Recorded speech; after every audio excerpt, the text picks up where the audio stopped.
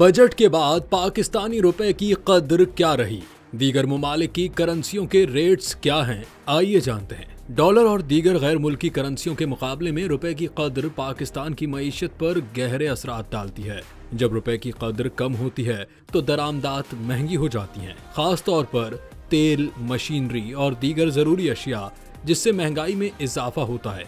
इसके बरक्स अगर रुपया मजबूत हो तो दरामदात सस्ती और महंगाई में कमी आ सकती है, मगर बरामदात महंगी होकर कम हो सकती हैं।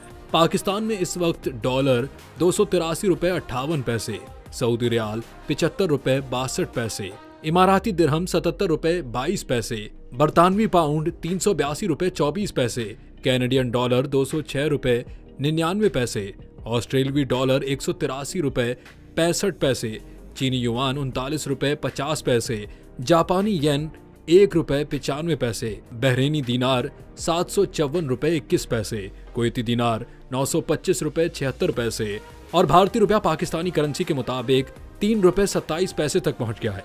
वाज़ेह रहे कि बैरून मुल्क काम करने वाले लाखों पाकिस्तानी इन्हीं करेंसियों में ज़र मुबादला भेजते हैं।